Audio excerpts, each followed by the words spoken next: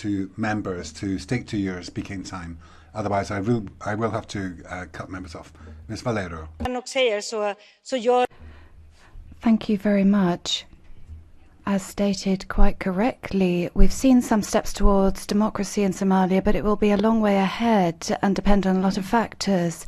In the last few weeks, we've seen that 130,000 people have had to leave their homes, half of them children, and many people are suffering from the effects of drought, and 150,000 people have left the country but have been sent back. And we've seen a lot of Somalis start travelling towards Europe. We need to tackle this at root. We've seen decades of conflict and poverty. Those are the reasons, and the effects of climate change are clear to see. Droughts and floods. For many years now, we've seen the effects of all of this. The problem is becoming clearer and clearer, and impunity is a further problem. We support the idea of an independent human rights commission, and all infringements of human rights need to be investigated according to international rules and standards. Thank you very much, Mr. Juan Lopez Aguilar. Thank you very much, Chair. Commissioner Mogherini, here in the hemicycle of the European Parliament, as always, we deal with a violation of fundamental rights. As when we talked about the separation of powers in Poland, or the unacceptable declarations of the Italian Interior Minister Salvini against gypsies, and the stigma attached to foreigners as if they were a threat to our security, when in reality many of them are fleeing. This is the case in Somalia. Al-Shabaab, continuous massacres and terrorist attacks. Newly elected democratic situation? No. Elections in 2017? Yes. But many problems which affect fundamental rights, the freedom of expression and freedom of assembly. Trade unions are hassled and harassed. There's no freedom of expression for journalists. The European Union has to use its diplomatic methods together with the UN and the African Union, and when it comes to ratify association and cooperation agreements, which include the provisions to respect the fundamental rights of everyone. Thank you very much. Dita Haranzova, 1.5 minutes. I want to congratulate Somalia on its 58th year of independence earlier this week. However, I would have hoped for it to take place under brighter conditions. The security situation remains precarious. More than 2 million people remain internally displaced. The country is on the brink of another famine. Al-Shabaab is a lesser threat than before, but it's nonetheless still present and forcibly recruiting children.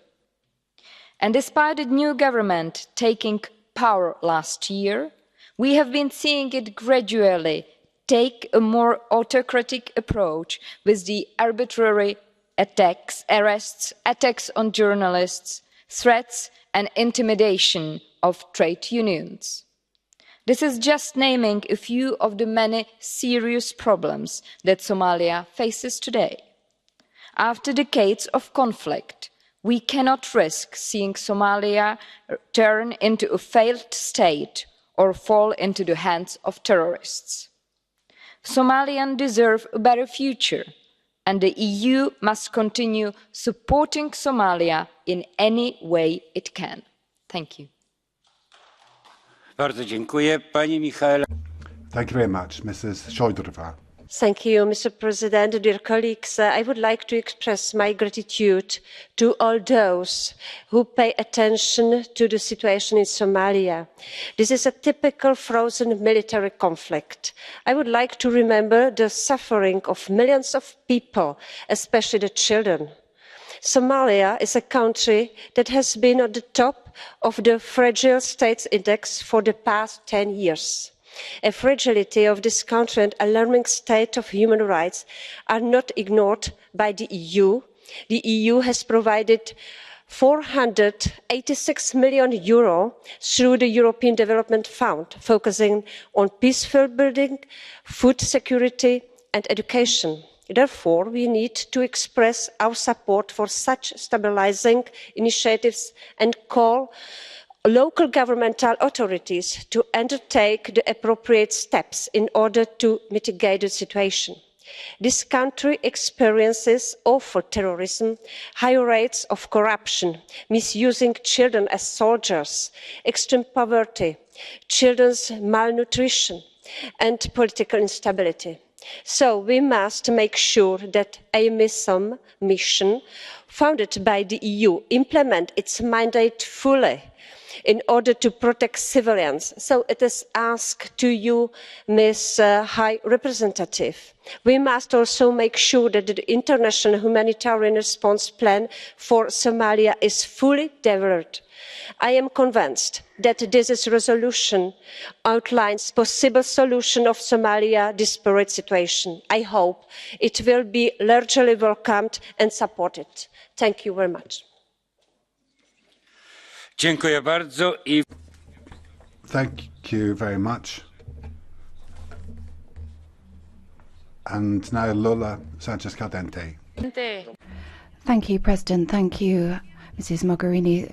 Somalia is one of the poorest countries in the world, and it's been involved in a civil war for more than a decade.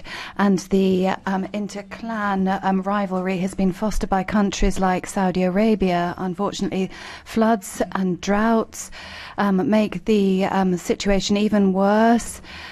Sustainable development, integration and social cohesion are the way to combat terrorism, and that's the point of our resolution.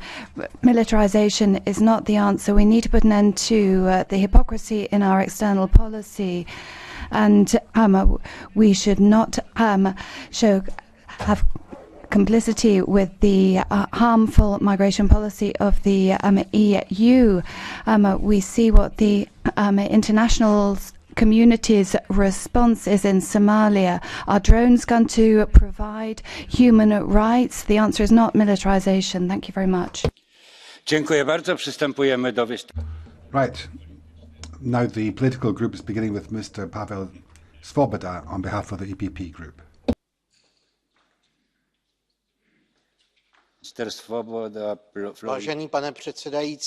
Chairman, High Representative, Somalia has seen 20 years of civil war. Human rights are basically nil in this country. There are many terrorist attacks taking place in this country on the part of Islamists. In October 2017, at least 512 died during such an attack. Transparency International regards Somalia to be the country with the highest corruption rate in the world. The International Federation of Journalists regards Somalia to be the most dangerous country in the world. Justice is often carried out by court-martials, by field trials on behalf of the military.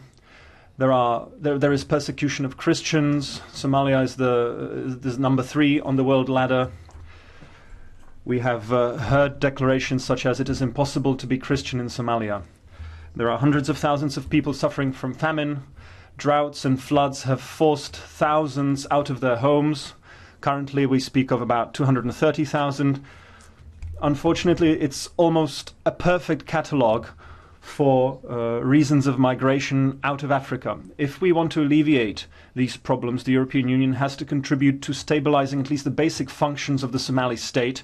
We need to help form the basics, the fundaments of a civil society in Somalia. That should be the goal of the EU. Thank you very much.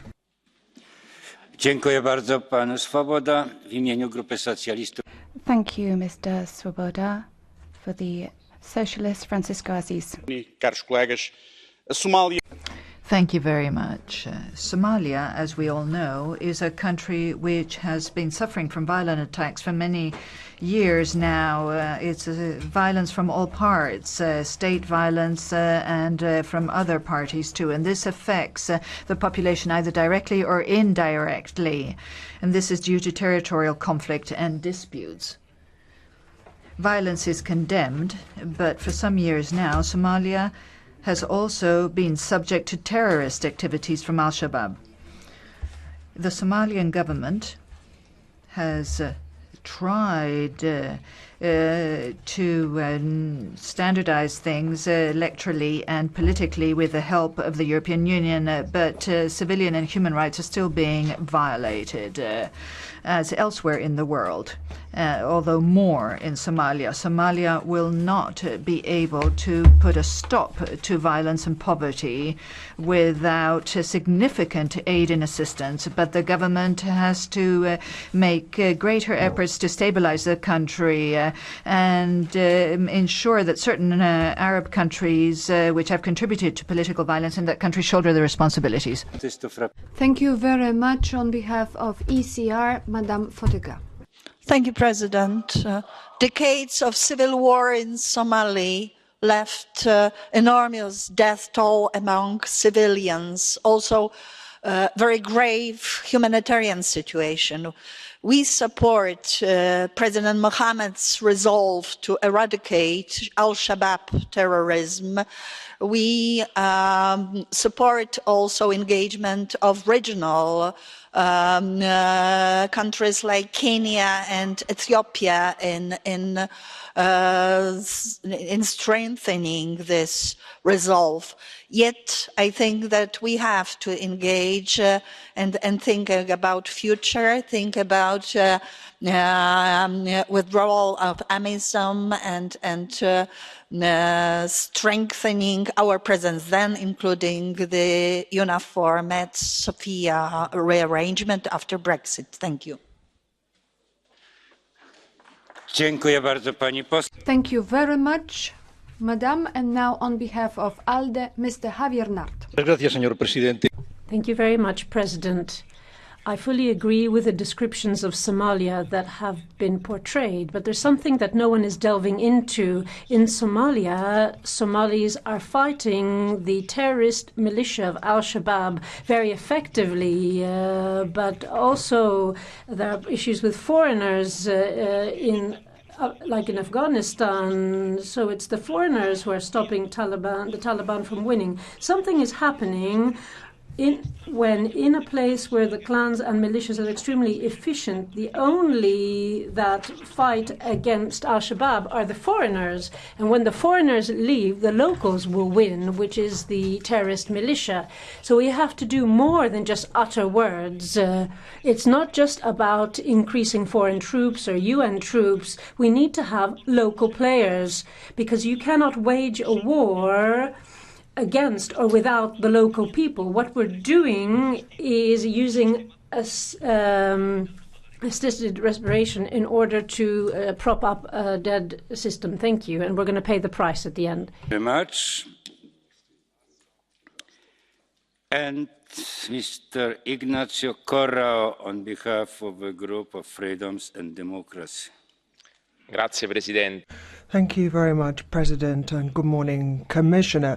Ahmed Ali Hamed had a dream, and that was to disarm child soldiers, to put an end to the bloodshed and war that had bedeviled his country for so many years, because we have children who are mutilated and who lose their lives because they're used as human shields, and they pay the price for their dreams with their lives. We need to try and save Somalia from terrorist groups and government forces, and children should not be used as soldiers in this country. We are faced with an unprecedented humanitarian crisis in a country in which a life counts for very little. We have had repression, we've had curtailment of freedoms, we've had summary executions, all a result of this conflict, and I very much hope the European Union will be in a position to put pressure on the authorities and to use international agencies in order to put an end to the abuses and torture of alleged or presumed terrorists, and also to put in place supervisory machinery in order to try and prevent serious human rights abuses. Thank you very much. The next speaker on behalf of ENF, Mr. Jacques Colombier. The situation in Somalia is terrible. Everyone agrees on that. 4 members of parliament from the left have put forward this resolution, which is pious wishes to give people a good conscience. Everyone is blaming radical Islam, saying that is the problem. But everywhere where the socialists are in power, they're in favor of multiculturalism and are not really looking at the consequences of Islamization of our continent, mass migration. They should be fighting against the massive infiltration of jihadis in Europe, being organized by Islamic State. And I think it is an illusion to think that we can resolve the difficulties of society given the difficulties. We can't compare state actions with those of militant groups, but people need to take care of their own house and put it in order. And look at what's happening in Molenbeek or in Italy yesterday or in Spain today. Thank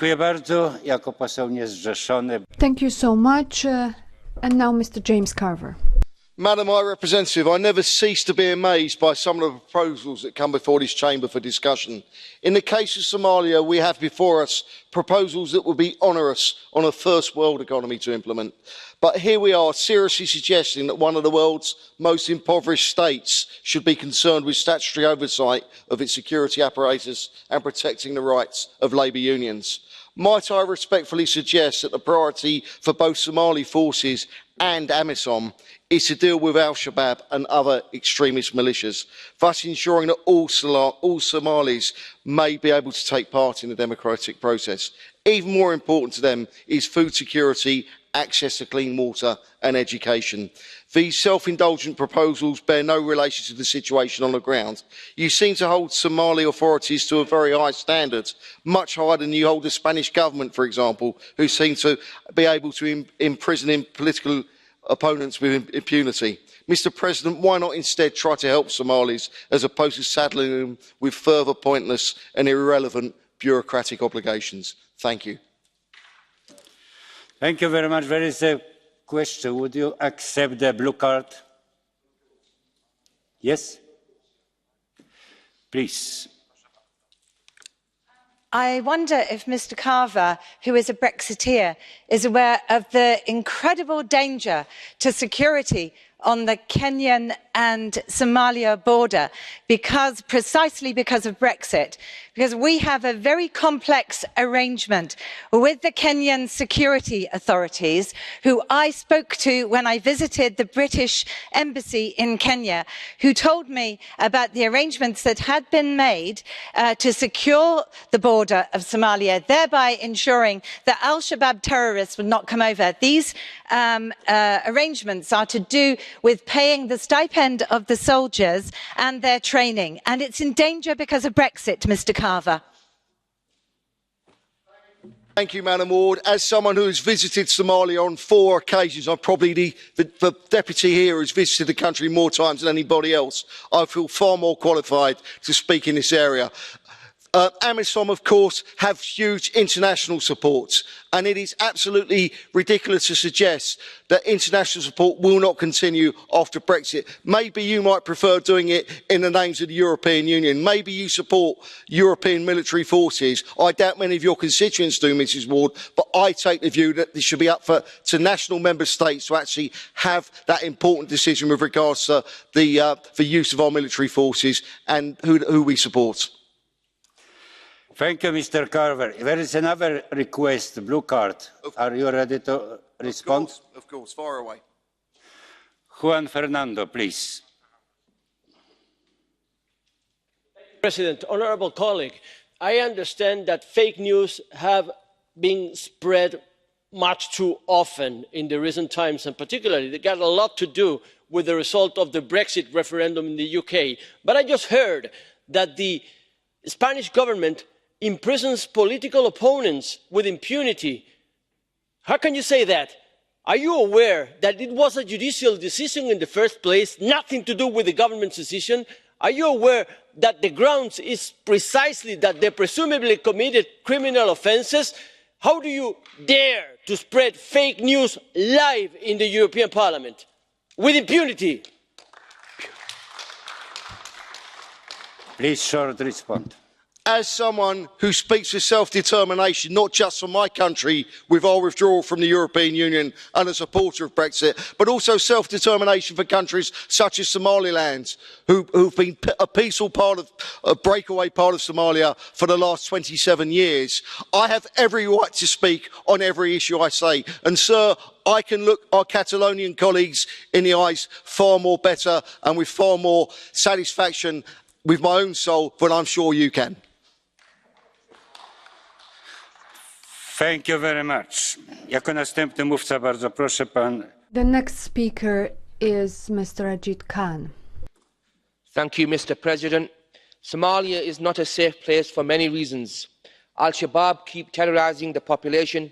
Human rights defenders, civil society activists and political leaders continue to face threats on a daily basis. Journalists cannot report on the widespread corruption that is tearing through the country. Children are at constant risk of being abducted and used as soldiers or going through severe malnutrition. Somalia is facing extreme challenges. We acknowledge that, and the EU will continue to assist Somalia in improving the living conditions of the most vulnerable, fighting the plight of child soldiers, as well as a terror threat that is jeopardising the country's stability.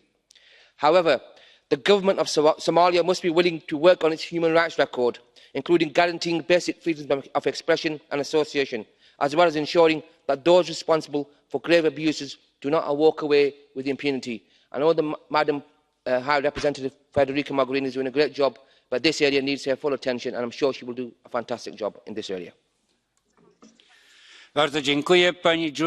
Thank you so much, Madam Julie Ward. Situation has been horrific for several decades.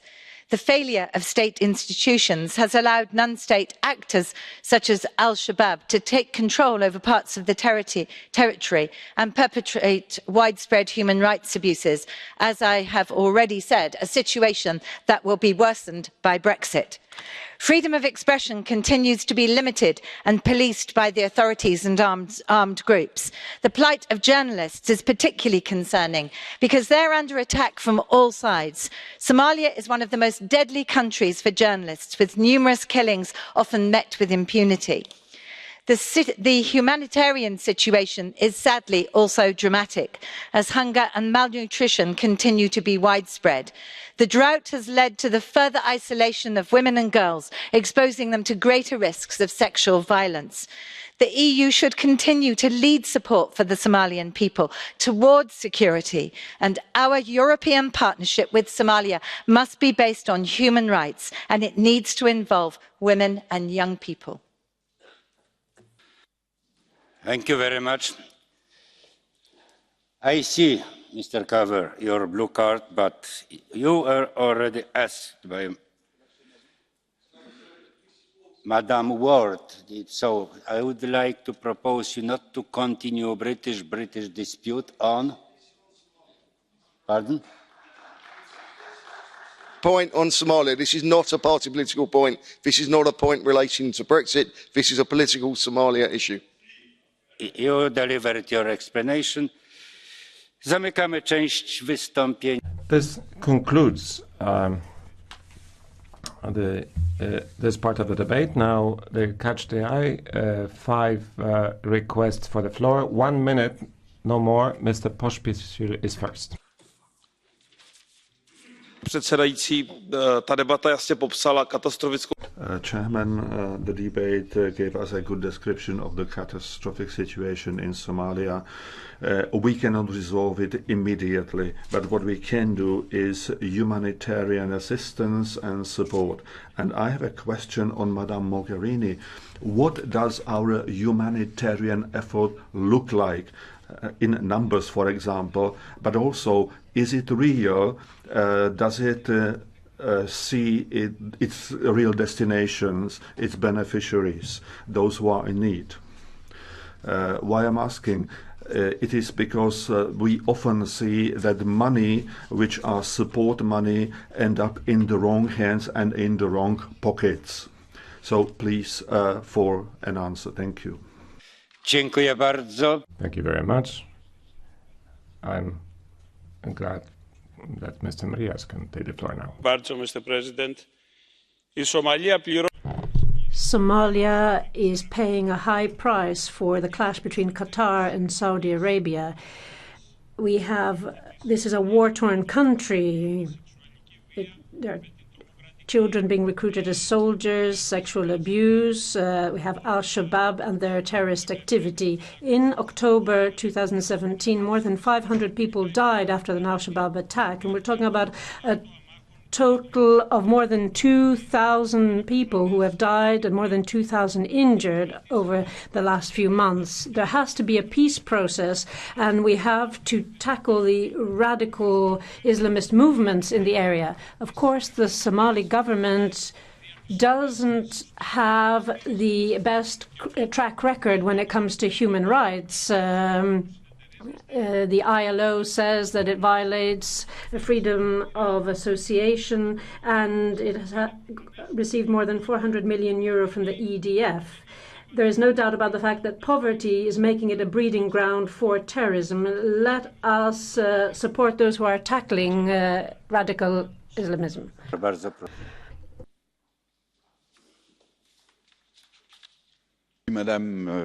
Madam Commissioner, I wasn't planning to take the floor, but there are two things I would like to say.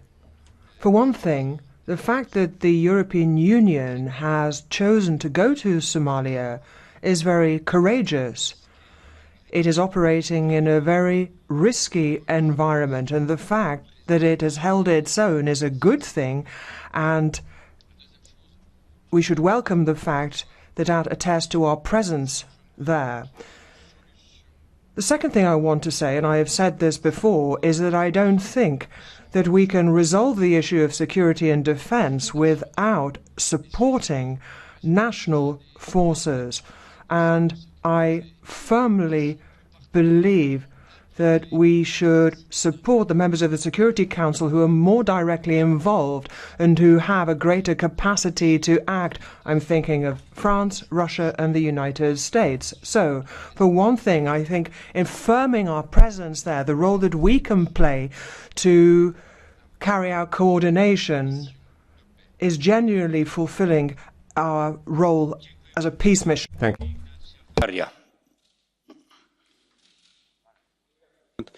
Há 2 décadas que a guerra civil devasta a Somália. Os continuados esforços da comunidade internacional para apoiarem os esforços de paz. The country has been destroyed, and the peacekeeping forces haven't been able to achieve very much. There are too many militia. Al-Shabaab and other terrorist groups are acting with impunity against civilians and carrying out acts of terror. The militia and the terrorists have been attacking foreign civilians, and the Somali authorities are not in a position to resolve these issues. Thousands of children are either being turned into child soldiers or being recruited by the militia and terrorists. Human rights are violated. Fundamental rights are completely disregarded, but our values call on us to intervene and also try to put an end to the financing of terrorism. Mr. Kelly, I give you the floor.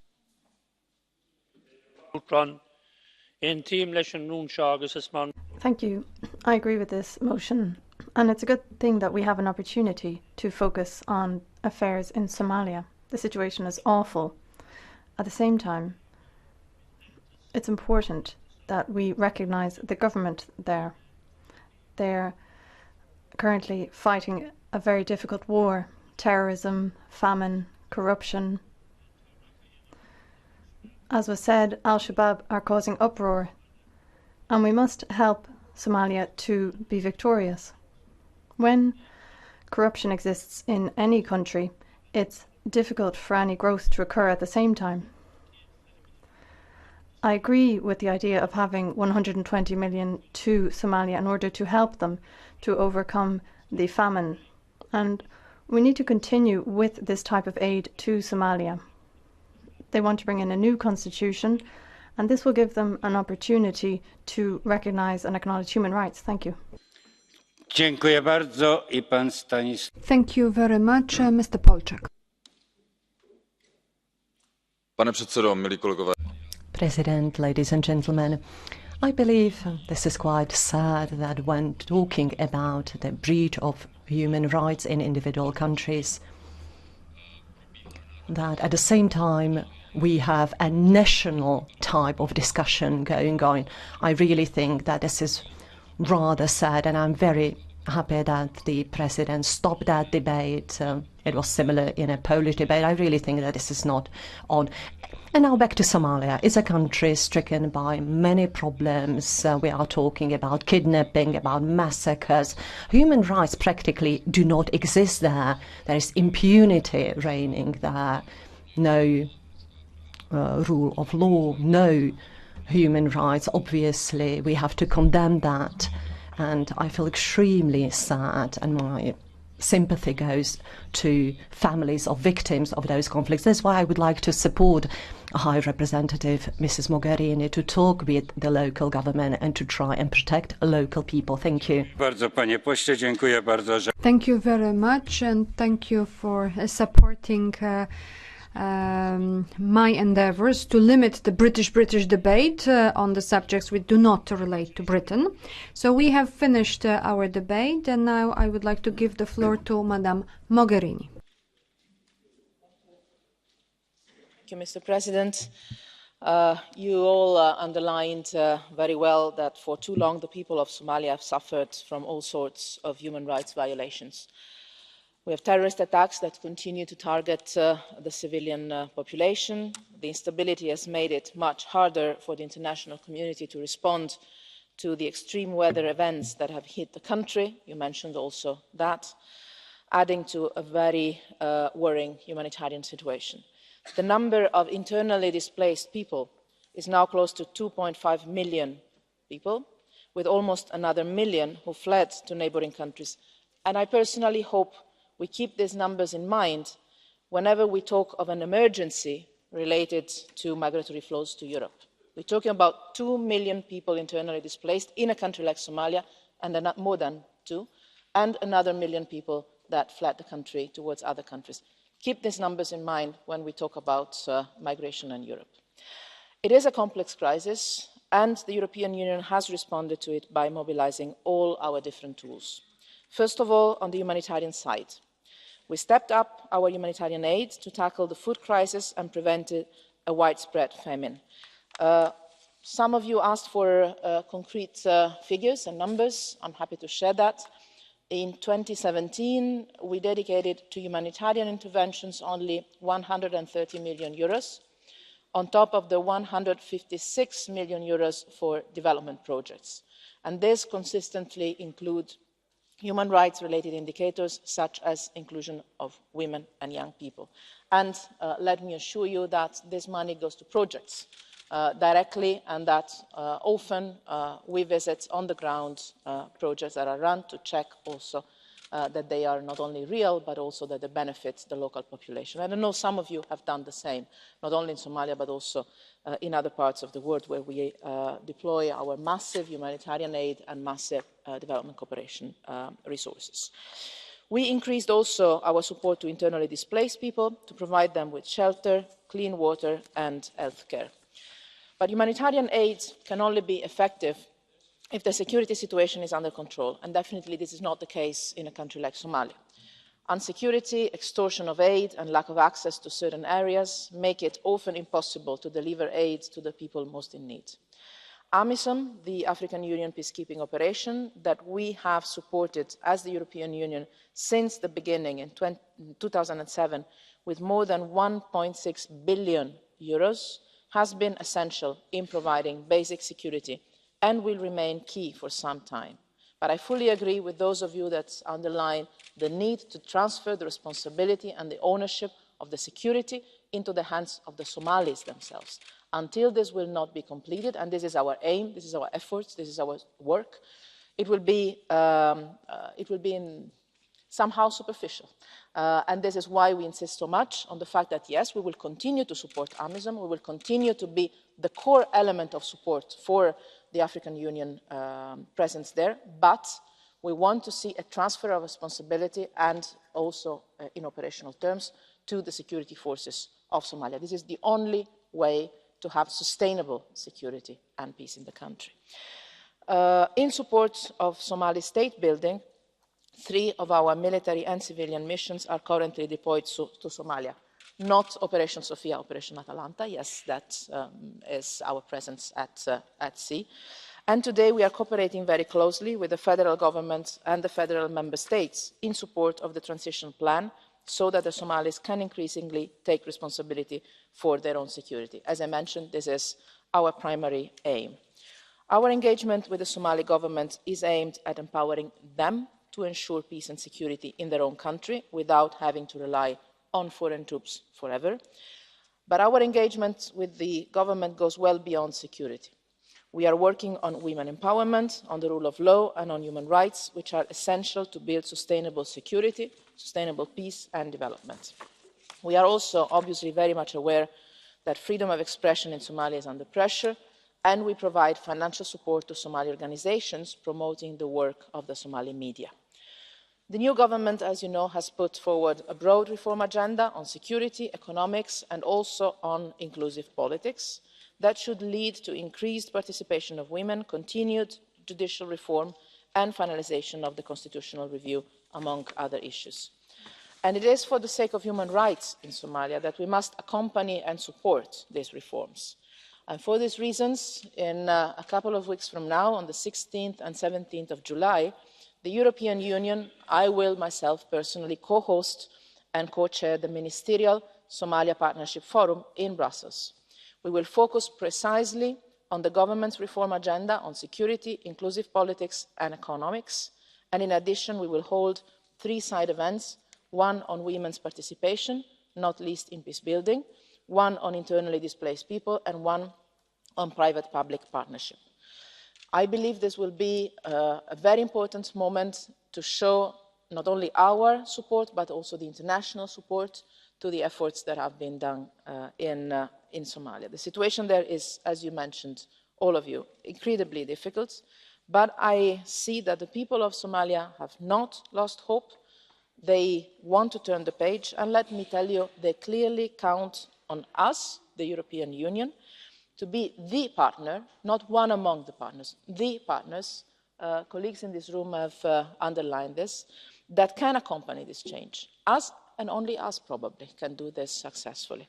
So we do have an interest, we do have a responsibility to do it, and with our support and the constant engagement also of the European Parliament, I believe the Somalis can take the future of the country in their hands. Thank you. Thank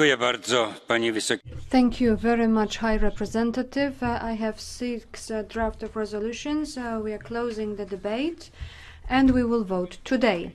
We are moving to our next point on the agenda, which is Burundi. At the very beginning, I would like to tell you the following.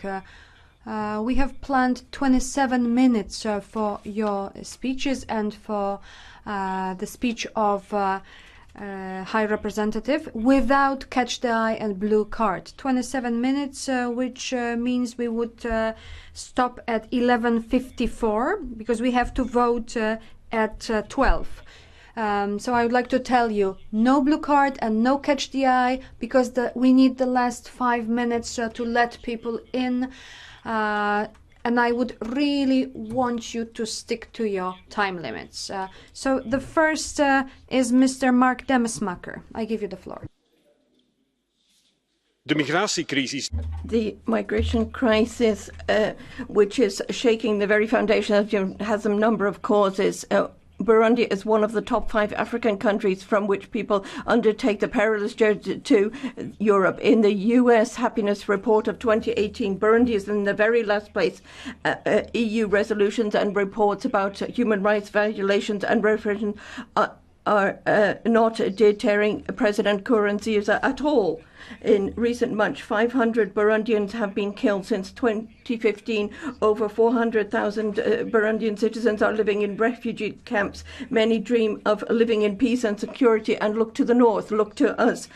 Prisons are overflowing with human rights lawyers, activists and journalists. Those who are afraid of critical voices deteriorate into an authoritarian regime and slide into dictatorship. And these are the roots of the migration crisis. I call for the release of human rights activists Germain Nkuti and Nestor Ntipakanga. The president risks going into the history books as a dictator unless changes are made and pressure is brought to bear. Thank you very much. And once again, 60 seconds. Madame Arena, the co-author. Thank you very much. Since April 2015, Burundi has been plagued by a serious humanitarian crisis as well as a political crisis. Since Mr. Kurundi's third term of office, 500 people have been killed and 600,000 people are internally displaced and on Burundi's external borders. The review of the constitution shores up his power and authoritarian regime. The United Nations Committee of Inquiry has denounced an increase in violence, arbitrary detention, torture, as well as hate speech. The list gets ever longer of journalists and political opponents who are now in jail. We therefore call on the Commission and the External Action Service to increase its pressure on the government of Burundi and at the same time maintain humanitarian assistance to the population both within and outside the country. It should also work with the East African community and the African Union to support that strategy, call for the freeing of political prisoners, pressure on the judiciary and make sure that money should go to peacekeeping does not finance the government. Thank you, Mr. Ignacio Corrao, also as the author. Presidente. Thank you very much, Mr. President.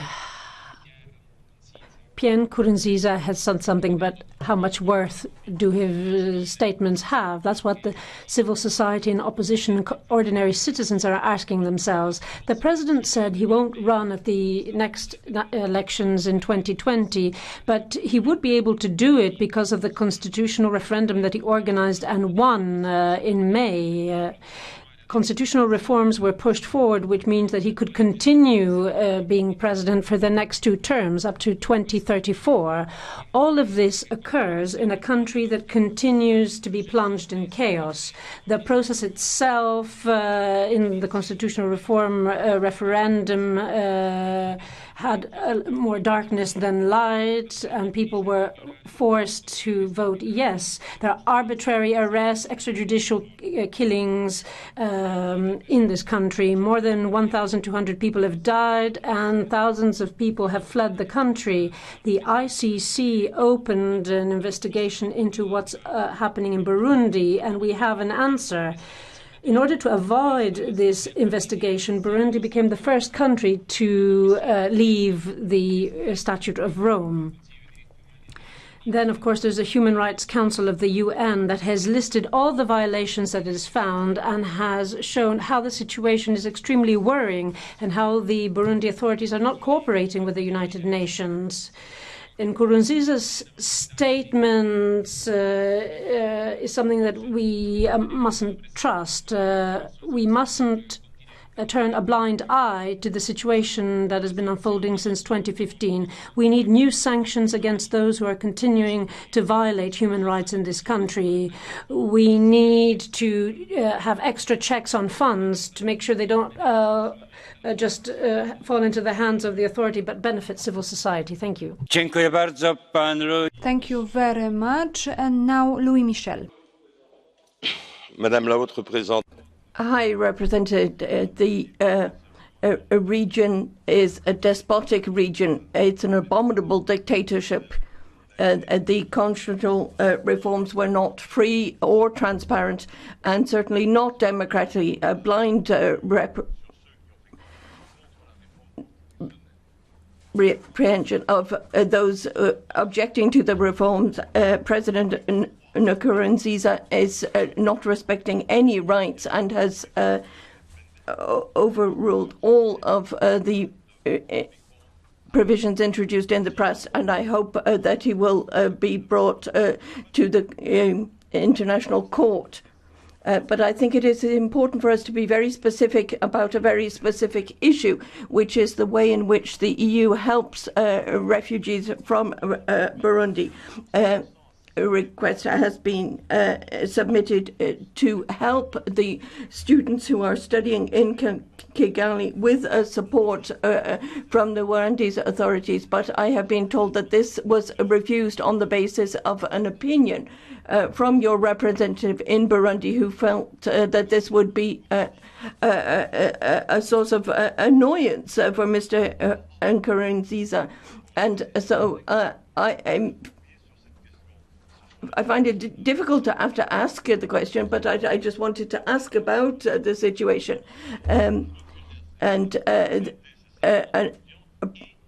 The aid has been refused, and also aid to the 700,000 families living in Rwanda. Thank you very much, Mr. Zeller.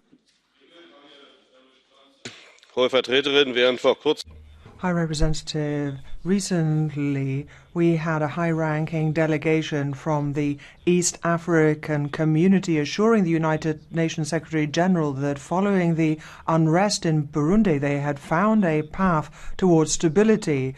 But now a UN Committee of Inquiry has reached a different conclusion. Political violence, arbitrary arrest and extrajudicial executions, hate speech and the violation of civic and human rights are the order of the day. Organizations in Burundi tell us that the president is oppressing the people. He has done away with press freedom. Journalists have been killed or thrown into jail or forced out of the country for fear of their lives, and more than 400,000 people who have now fled to neighboring countries in order to live their lives. We have many people, millions of people who are reliant on humanitarian assistance from the outside, and international donors are now providing support but suspending assistance to the fifth poorest country in the world. And President Nkurunziza and his entourage are responsible for this lamentable state of affairs. This also creates serious problems for neighboring countries because on top of a refugee crisis, there are reports that armed gangs are attacking villages in Burundi. Now, Nkurunziza is preparing for elections, and he apparently has said that he will not stand again for office, contrary to his earlier assertions. And it would appear, however, that he is making preparations for just such a run by oppressing the opposition. We should call on political prisoners to be freed. Thank you very much. Madame Vergia is next.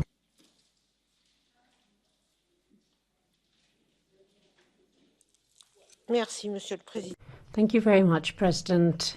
This is the sixth resolution on Burundi since April 2015. It was in April 2015 that President Nkurunziza said he would stand in the elections again.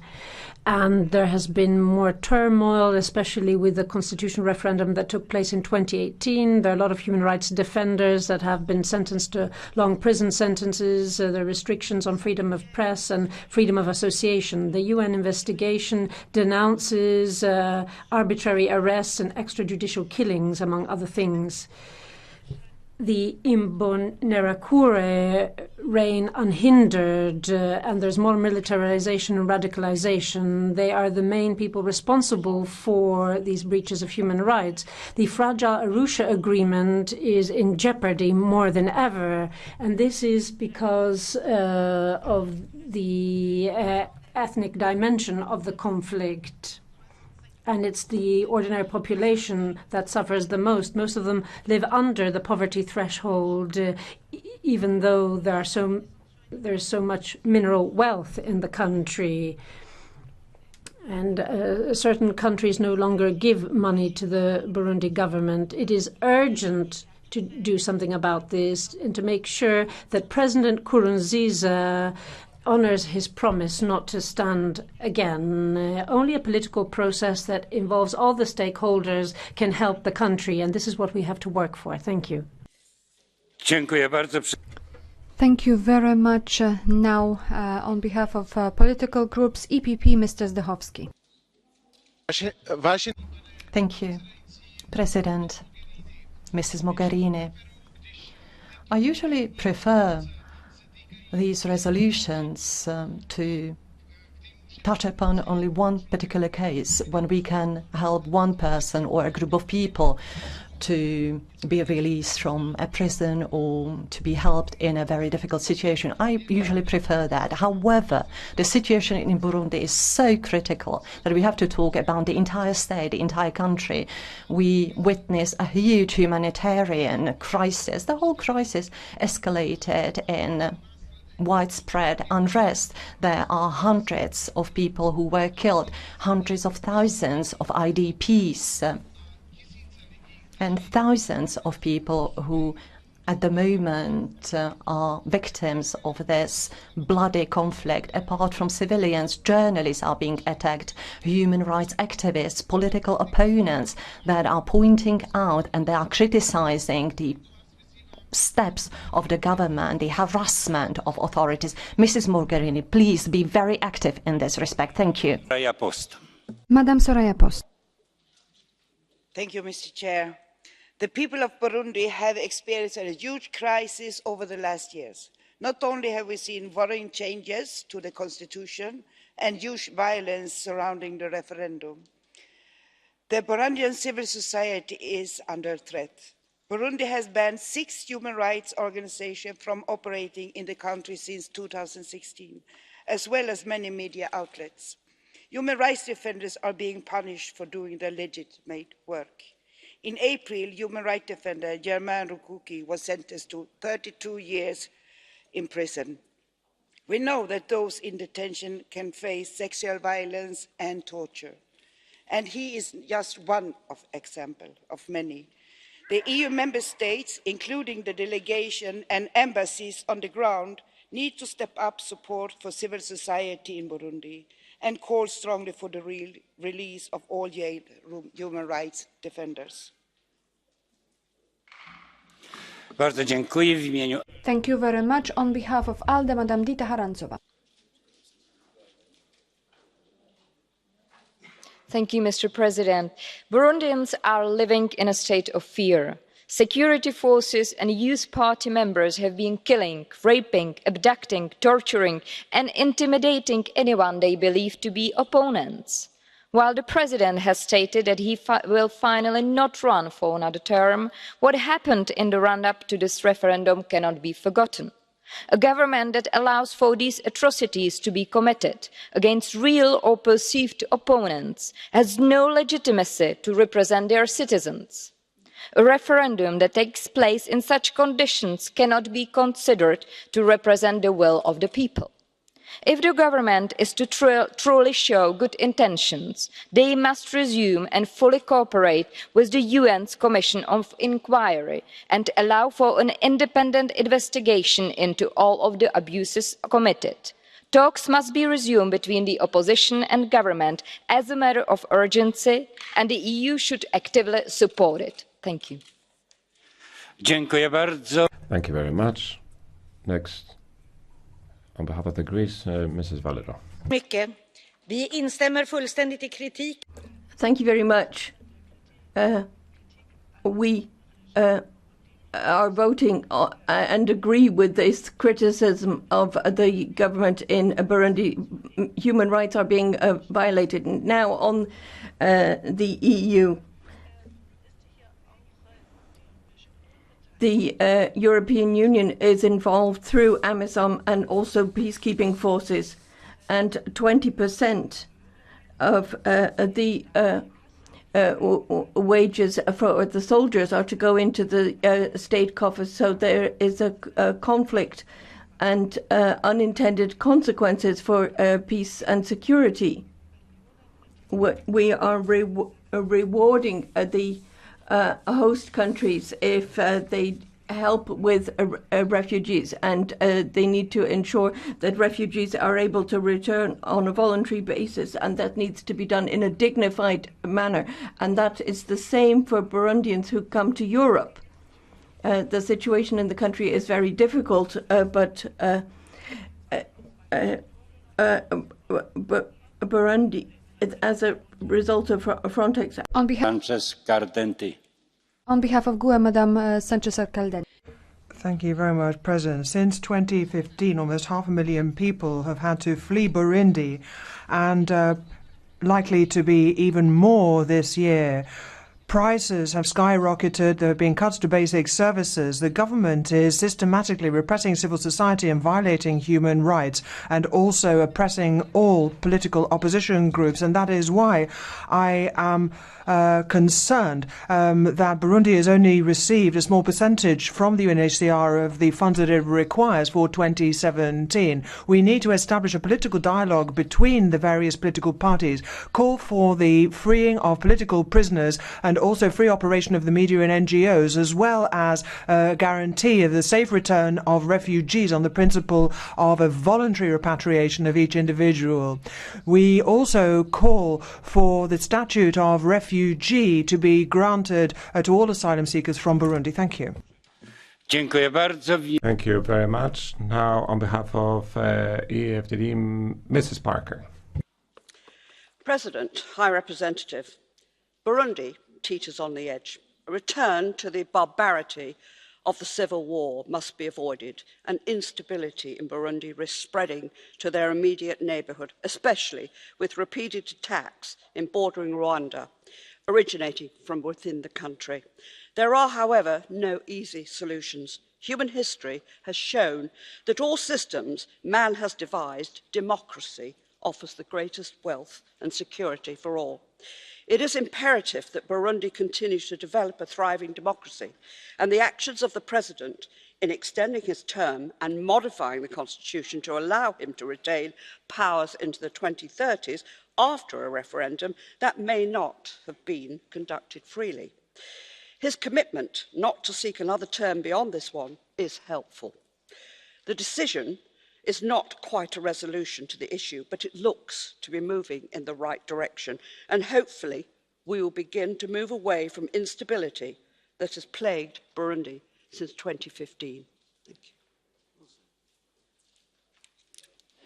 Bardzo dziękuję pani. Pan Jacques. Thank you very much, Mr. Schaffhausen, on behalf of ENF.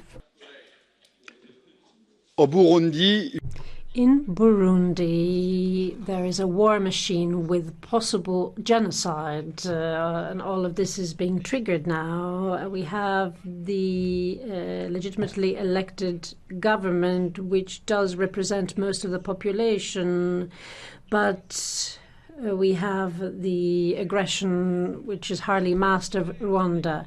After the genocide in the Great Lake region, the president wants to get the reins back in Burundi. So you increase interethnic tension, and when the government wants to re-establish its power, you say that there's genocide. This is President Kagame's modus operandi. And then, of course, there are the changes to the constitution to become a lifelong dictator. The people are suffering, but we mustn't rehabilitate the tyrant in Kigali. This is a very difficult democratic process. Kelly. Thank you very much, Mr. Kelly. A political, human rights and humanitarian crisis has plagued Burundi since the re-election to a third term of their president in 2015. Thousands have been killed, thousands have fled the country, thousands are displaced, and millions are in need of humanitarian assistance. The recent constitutional changes voted for during the 2018 referendum, including the expanding of the presidential powers and prohibiting political parties with less than 5% of the votes to participate in government, for example.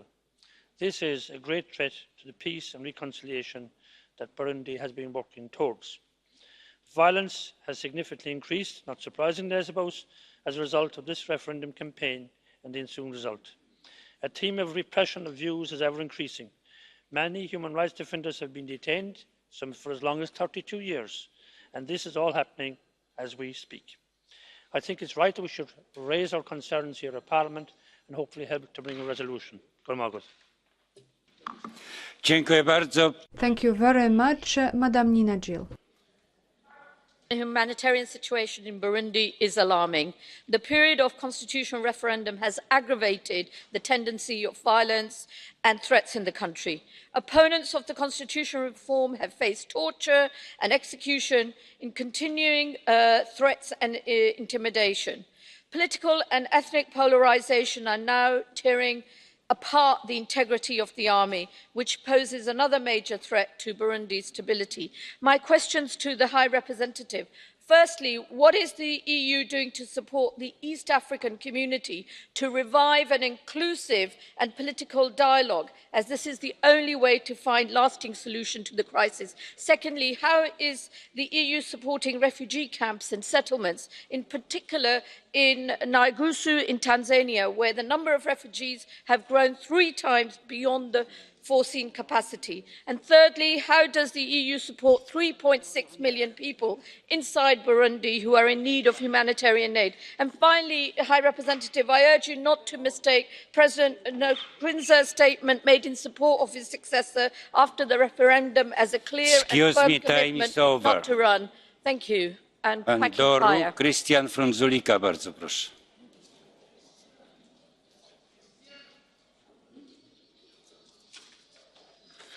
Thank you so much. Bardzo dziękuję. Madam High Representative, President, dear colleagues, even though much has been achieved since the Arusha Agreement, I express my deep concern regarding the existing political and human rights situation in Burundi, which undermines any initiative for reconciliation, peace and justice.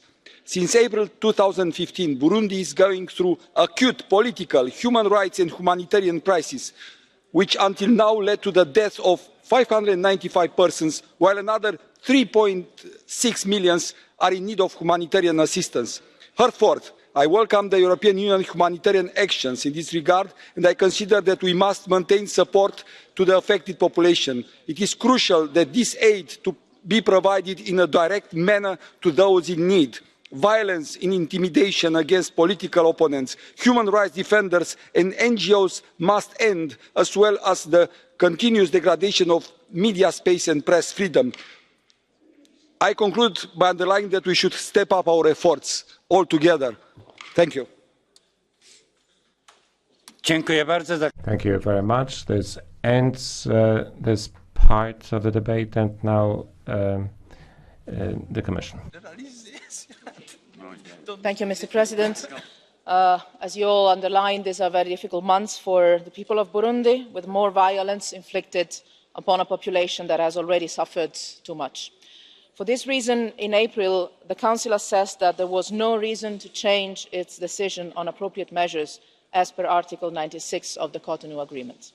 This means that although we continue to support the people of Burundi through partners on the ground, and I want to reassure you on this, we have suspended direct financial support to the administration of Burundi. The country remains the only one to have effectively withdrawn from the International Criminal Court, as some of you underlined, and this decision has come together with the deterioration of the situation in the country. On the 17th of May, a constitutional referendum was held in a climate of intimidation and repression. Political freedoms are disregarded, arbitrary arrests and extrajudicial executions have become common. A situation that we denounced already before the vote, and we also called on the authorities of the country to respect the spirit and the letter of the Arusha Peace Agreement. Last week, on the 27th of June, the Commission of Inquiry of Burundi briefed the UN Human Rights Council before it presents its final report in September, and according to the Commission, the ruling party's youth wing was the main responsible for human rights violations during the referendum campaign, with the complicity or approval of state officials. After the referendum, the president indicated that he would not run for president in 2020 after 15 years in government. But the announcement, as some of you mentioned very clearly, will need to be followed by the opening of the political and public space. The next important political step would be an inclusive dialogue focused on delivering credible elections in 2020, and I agree with those of you that underline the key role of the region in mediating and facilitating this process, and we give them all our support. Back in 2000, the Arusha agreements gave hope, not only to Burundi, but to the entire region, and it is urgent now to go back to the spirit of this agreement and to preserve the country as an inclusive and democratic home for all its people. It is what we will continue to work for, together with the United Nations, the African Union and the East African Community. Let me answer specifically to two questions that were raised. Nina Gill asked about our humanitarian aid that focuses mainly on the refugee response. It's about €8 million in the course of this year, with relatively limited humanitarian support within the country and mainly outside of the country for refugees. Et je ne peux pas conclure sans rassurer Louis. I can't finish off before reassuring Louis Michel on the very specific case, and a very important one that he mentioned. There hasn't been any decision taken for the moment, and I can follow this case myself, and I will make sure that the services keep us updated on the decisions that we're going to take, and we'll keep you updated too. Thank you very much for backing the work that we do in Burundi, in Africa, and all the work done by the EEAS. Thank you. Thank you very much. I received 6 draft resolutions to close this debate, and I close the debate. Thank you for cooperation. We will vote today in a few minutes. Thank you very much, and now we have a break until we start voting.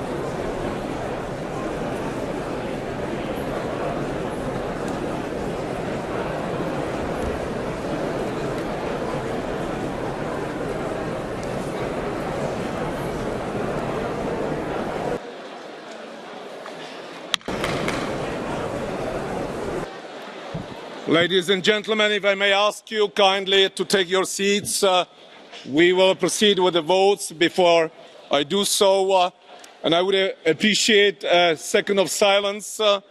It is today the day when Ellen Heinemans, it is her last day, the lady on my right in black, that has been working in the services and therefore serving also this plenary for the last 25 years, mostly working on the minutes and making sure that the texts adopted are correctly published.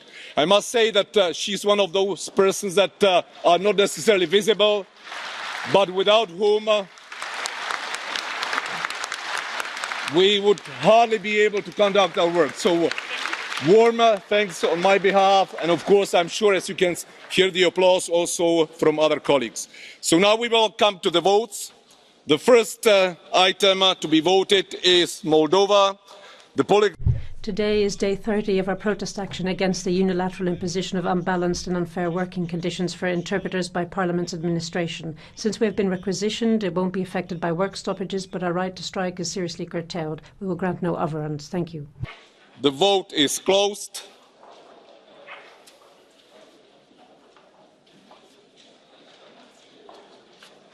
The vote is closed, and it has been passed.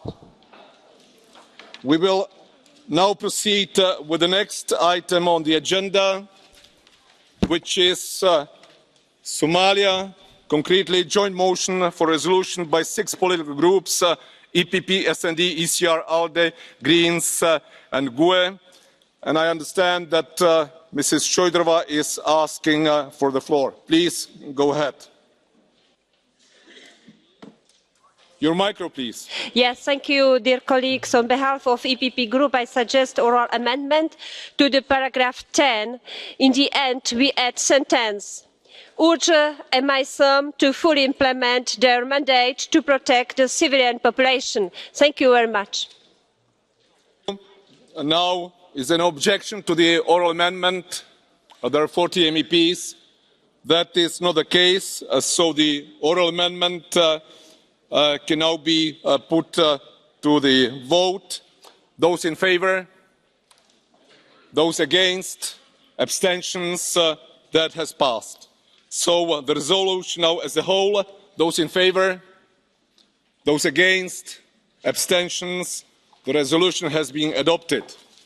Now we will proceed with the next item, which is the joint motion for a resolution by 7 political groups on Burundi. We will now vote on paragraph 12, original text, by show of hands. Those in favour? Those against? Abstentions? Approved. Recital M of the original text. Those in favour? Those against? Abstentions? Approved. Recital N, original text. Those in favour? Those against? Abstentions? Approved. Now the resolution as a whole. Those in favour? Against? Abstentions? Approved. The resolution has passed. We will now proceed with the next item on the agenda, which is on the decision by the Jury Committee to enter into negotiations on the basis of the report of Mr. Voss on copyright in the digital single market.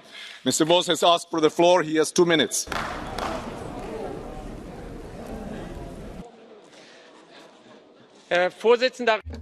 Thank you very much, Chair. We've all had very intensive discussions, but what is it that we're talking about with this reform? It's an end of the exploitation of European artists on the internet. We're talking about the major US platforms like Google and Facebook that have been making huge profits at the cost of European creatives. We need to prevent that, and I think it is inexplicable how some people want to support this internet capitalism.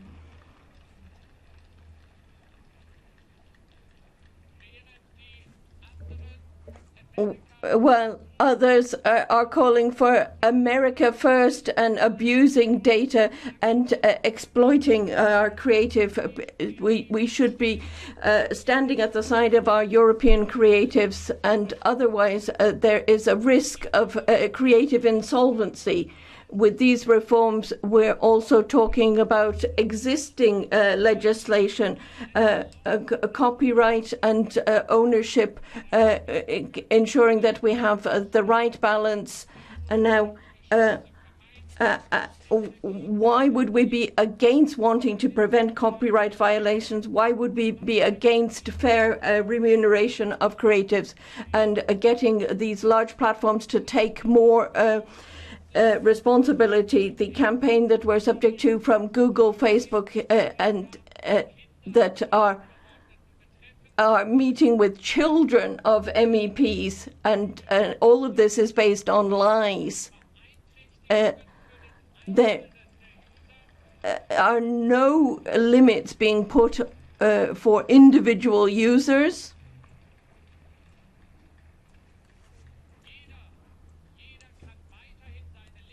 Every person can continue to set up links and carry out their uploads with legal certainty, and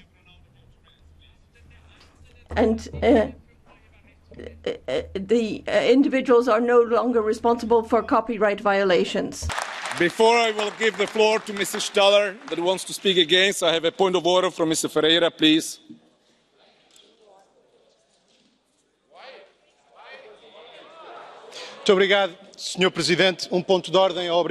Thank you very much. A point of order. Rule 158 of the Rules of Procedure. First of all, we want to show solidarity to the just struggle of the interpreters. And I would like to say that the vote is taking place, but we don't have the text. President, please. The issue has also been addressed by the Bureau. There was a meeting, so I would appreciate if we could... No. This is not the subject of the point of order. That's not the point. Okay, if that is on the language, Mr. Ferreira, if that is on the language, on the language, we are not voting on the report. We are just on the report. We are voting today on the decision of the committee. So, in such a case, we work with the working languages. Thank you. Thank you. Note taken. Thank you. So we will now proceed with Mrs. Staller, that can speak for 2 minutes. Against the motion. Thank you, Mr. President and colleagues. I want to thank everyone for the work they've done on this important file. We are all united in our shared mission to protect artists and cultural diversity in Europe. And I speak as rapporteur in the IMCO committee, which is the only committee to share joint competency on one of the most controversial articles, Article 13. In our committee, we're able to reach a broad compromise that makes meaningful progress on the value gap, while at the same time safeguarding the rights of European internet users, SMEs and start-ups. I deeply regret that the IMCO position has not been taken into account and the jury text does not achieve the needed balance. There are real concerns about the effect of Article 13 on freedom of expression, raised by experts ranging from the UN Special Rapporteur David Kay to the inventor of the World Wide Web, Sir Tim Berners-Lee. And there are real concerns voiced by our citizens. Just yesterday, I received a petition signed by almost 1 million people against the jury committee mandate. And although colleagues, I would appreciate your patience. Mrs. Staller has the right to speak in opposition for 2 minutes. Mrs. Staller, please continue. There is consensus about the goals behind this law. Huge controversy still exists about the methods proposed. Something's not right here. We owe it to the experts, stakeholders and citizens to give this directive the full debate necessary to achieve broad support. Dear colleagues, I ask you to refuse to fast-track this law, to allow for a broad, fact-based debate in September. Please reject the mandate and vote against the jury proposal. Thank you, colleagues. Thank you, Mrs. Staller. We will now proceed with the vote. It is a roll call vote. The vote is open. The vote is closed. And that has been rejected, which means that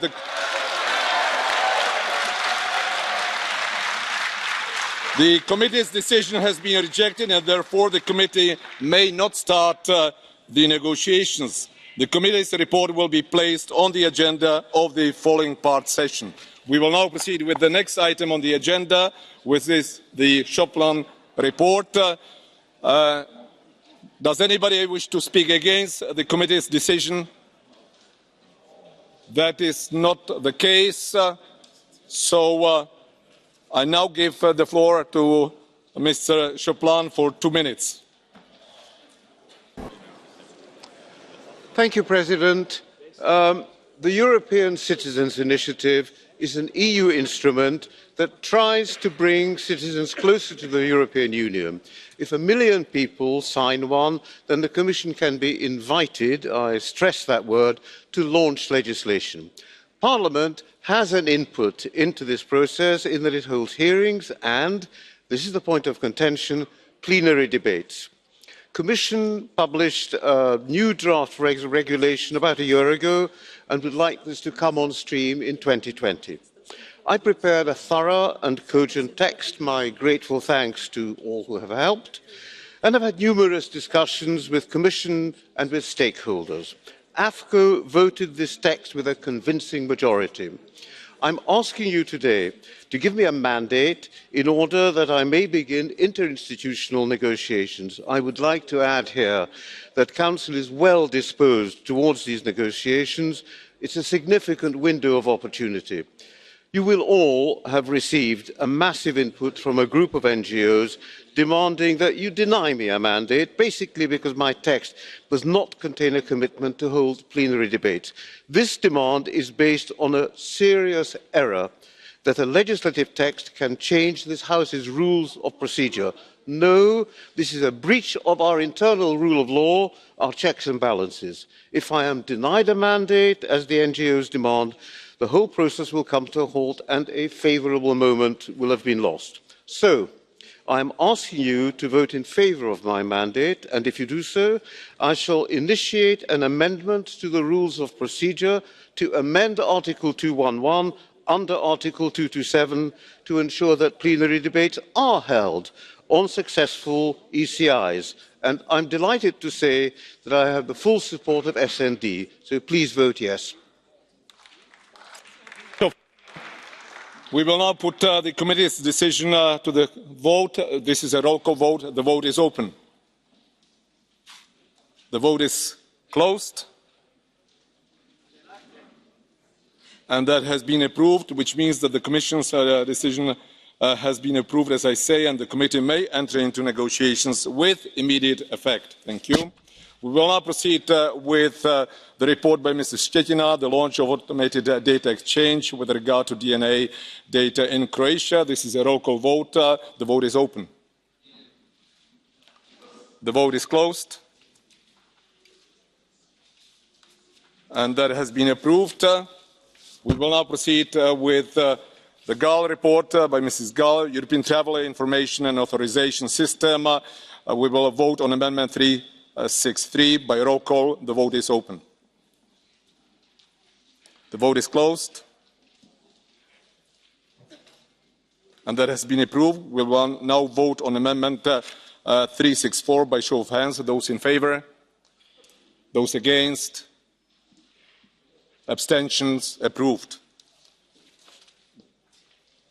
So as the 363 has been approved, the Parliament has now concluded the first reading. Thank you. We will now proceed to another report by Mrs. Gall, and that is European Travel Information and Authorization System, Europol tasks, and we will vote on Amendment 3 by roll call vote. The vote is open. The vote is closed. And that has been approved. So the Parliament has now concluded its first reading. Thank you. We will now proceed with the Gressler-Ashworth report on financial rules applicable to the general budget of the European Union. We will now vote on Amendment 653 by roll call vote. The vote is open.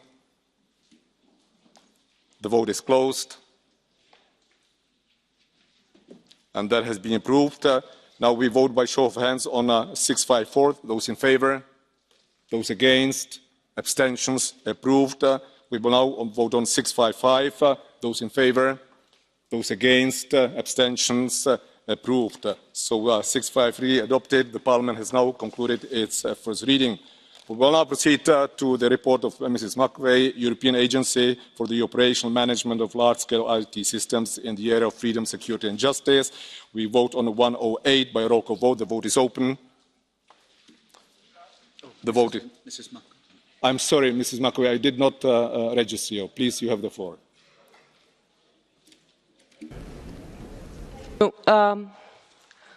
It passed. Thank you. I had 2 minutes like all the other speakers before me because we didn't have a mandate, but I will not keep you for 2 minutes. And now I go to my language, national language. Votăm astăzi pentru regulamentul Agenției IT a Uniunii